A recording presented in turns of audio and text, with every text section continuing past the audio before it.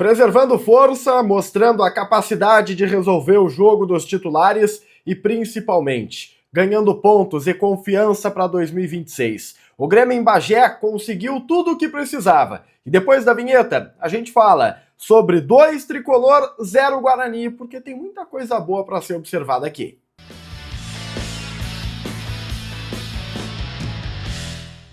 Salve galera, tudo certo com vocês? Chegando aqui no A Dupla para destacarmos o Grêmio. Eu sou o Matheus Dávila e nós vamos juntos para falarmos sobre aquilo que foi o jogo. 2-0 Grêmio, fora de casa, jogo típico de Campeonato Gaúcho. Deixa o like, compartilha o vídeo, te inscreve no canal, ativa as notificações e vem fazer parte do A Dupla.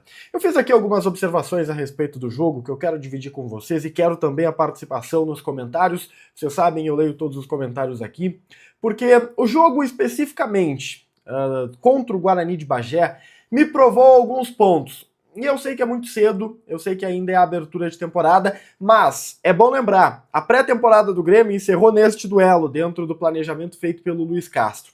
A partir do Grenal, já é temporada de 2026. E neste jogo contra o Guarani, fora de casa, numa longa viagem, com reservas, o Grêmio me provou que já existe um padrão estabelecido pela comissão técnica para o grupo. Tá? Se compararmos o jogo dos reservas, o primeiro, aquele duelo contra o São José, a derrota em casa, com este jogo aqui, diante do Guarani, já se viu uma evolução, já se viu um passo à frente dado pelos reservas. O padrão começa a ser estabelecido, o primeiro tempo que o Grêmio fez, onde os reservas estavam em campo, né? Realmente, num jogo 11 contra 11, foi um jogo de um controle interessante, baixa criatividade, e esse é um problema já há muito tempo do Grêmio, né? O camisa 10 não consegue criar, hoje o William deixou a desejar. Eu acho que o William tem um potencial de crescimento na posição, mas eu esperava um jogo mais sólido do William, esperava um protagonismo maior, o que acabou não acontecendo, mas eu deposito ainda fichas nele, que fique claro, tá? Mas o modelo do Luiz Castro, ele já é reconhecível nos titulares e nos reservas. Nos titulares está muito mais forte, está muito mais latente. Inclusive, a parceria, o entrosamento, né, acaba facilitando isso. A falta de entrosamento entre os reservas é algo comum e baixa automaticamente o padrão do jogo. Mas eu gostei do que vi na primeira etapa. Tem uma circulação curta de bola, um domínio quando é preciso, existe movimentação coordenada, o que é fruto de trabalho, o que é fruto de uma ideia que está sendo absorvida pelos jogadores.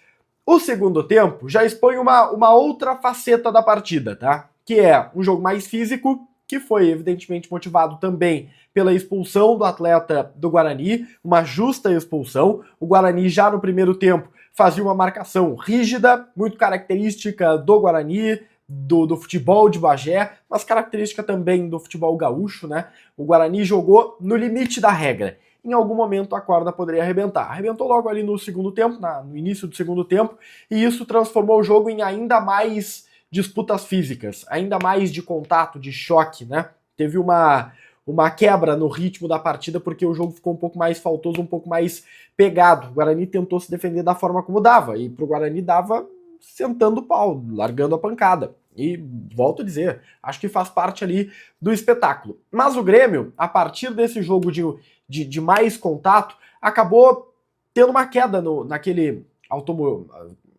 no automatismo, assim, né? Naquela questão automática de trocar passes, de tentar construir o jogo com mais calma. Se percebeu que a situação ficou mais difícil. E aí vem a capacidade de resolução do time. Porque o Luiz Castro mexe, coloca um Grêmio um pouco mais pra frente, tira um volante, coloca o Jefinho para fazer a sua estreia, coloca o Gabriel Meck, o Aravena e coloca o Carlos Vinícius, titular. Aqui a gente tá falando de uma máquina, tá? O Carlos Vinícius é uma máquina de resolver jogos. Com muita segurança hoje, o Carlos Vinícius é um dos jogadores que mais resolvem jogos no Brasil. A gente pode pegar aí os grandes atletas do futebol brasileiro, o Carlos Vinícius está na primeira prateleira de jogadores que resolvem partidas para os seus clubes. São 17 participações em gol em 17 jogos desde que chegou em Porto Alegre. É primeira prateleira, e eu tenho convicção que se o Carlos Vinícius jogasse no Flamengo, estariam pedindo Carlos Vinícius na Copa do Mundo de 2026. Porque o Brasil não tem um jogador como esse, um centroavante com esse perfil, né? Agora, Se o Carlos Vinícius jogasse lá no eixo Rio-São Paulo, certeza que estaria contado, estaria sendo cogitado com a Globo badalando e coisa e tal. Não vai acontecer. Ele joga no Grêmio. Que bom pro Grêmio que ele joga no Grêmio. Pode até não ir pra Copa, mas aqui ele resolve. E o que o Carlos Vinícius dá ao Grêmio, muitas vezes me faz pensar que o Carlos Vinícius, hoje, ele tem um impacto semelhante, se não maior, ao do Suárez. É que o Suárez tinha mais qualidade, o Carlos Vinícius é mais 9, assim, né? Mas assim, o Carlos Vinícius me lembra o Grêmio do Suárez. Quando precisava do Suárez, o Suárez ia lá e resolvia. Hoje, precisa do Carlos Vinícius, um jogo encardido, em Bagé, com um time reserva, o treinador olhou para ele, vai para campo. Ele foi lá e resolveu o jogo. Fez uma assistência, porque foi assistência para o segundo gol do Edenilson, e fez o gol de cabeça no bom cruzamento do Gabriel Meck. A gente precisa aqui, né, destacar isso. O jogo, repito, quando se transformou numa coisa encardida, física, precisou do cara que mais resolve jogos no Brasil hoje, um dos que mais resolvem jogos no Brasil hoje, para colocar o Grêmio na frente do placar e para dar esta vitória ao tricolor. Claro que a gente precisa avaliar algumas questões, tá?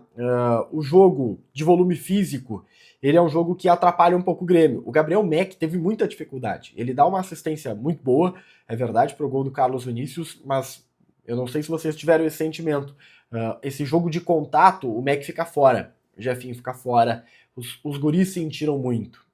Por quê? Porque é uma questão fisiológica, né? É físico nesse jogo bruto, mas é um problema, porque são boas opções que o Grêmio tem, só que quando a coisa começar a encardir, esses aí já não dá pra você contar. E o Grêmio precisa ainda melhorar, né? Tem fundamentos que são errados. O Vieri, errando passe curto, algumas saídas de bola não estão dentro do padrão, aquilo que é desejado pelo Luiz Castro. O volume criativo ainda é decadente, falta essa figura. Volto a dizer, o William pra mim é um ponto negativo do jogo, porque eu esperava mais. Acho que esse cara tem um potencial muito grande, é um jogador de carreira internacional, tinha que ter apresentado mais contra o Guarani de Bagé, mas eu tô fazendo aqui uma obrigação de tentar ver algo ruim para haver um crescimento. No final das contas, era pré-Grenal, no interior do estado, com um time reserva, o Grêmio ganhou de 2-0. É muito difícil você criticar isso, tá? O fato se impõe. O Grêmio conseguiu um grande resultado com um grande personagem que é o Carlos Vinícius por lá.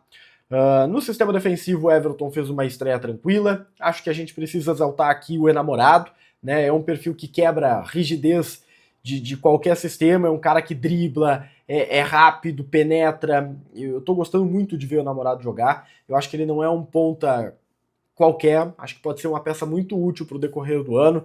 Não estou defendendo titularidade aqui, o Amuso é titular por aquele setor, mas eu vejo o enamorado entrando e fazendo diferença, sabe? Ele é muito importante contra times fechados como esse do Guarani, tanto que se você parar para ver, foi ele, enamorado, o cara que mais teve vitória pessoal, que mais construiu jogadas de perigo pelo lado. Por quê? Porque ele é driblador, ele é ágil, ele tem uma inteligência para fazer esse tipo de abordagem. Estou gostando de ver esse jogador especificamente. O lado esquerdo do Grêmio estava interessante contra o Guarani, porque o Caio é um cara que tem apenas confirmado, né? Toda a virtude ofensiva que tem.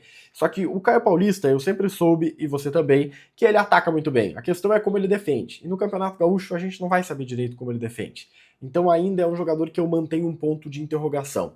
Sobre Edenilson, fez o gol, o Edenilson precisava de minutos, ele tá tentando buscar confiança, o gol pode ser importante para ele, uma boa leitura de espaço, é um cara que participa bastante do jogo. Eu acho que o Edenilson é um bom jogador de grupo, tá? Sei que tem muita gente que não gosta do Edenilson, que tem implicância com o Edenilson. Eu acho o Edenilson um bom jogador de grupo, deixa ele aí para compor, para entrar quando preciso. Não dá para você ter, infelizmente, 10 Thiaguinhos, 10 Arthur. Você tem que ter ali no meio jogadores que batalham, que conseguem entregar alguma coisa, dar uma resposta diferente, uma resposta mediana em alguns momentos, e esse cara é o Edenilson. Bom resultado. Às vésperas de um Grenal, maravilhoso resultado. Grêmio chega confiante e o Grêmio chega favorito. O rótulo de favoritismo para o Grenal é do Grêmio, porque foi quem apresentou melhor futebol, parece estar mais organizado e tem os melhores jogadores em momentos de afirmação. Deixa o like, compartilha o vídeo, te inscreve no canal, ativa as notificações, comenta aqui embaixo o que você achou do jogo, a gente se vê. Tchau, tchau.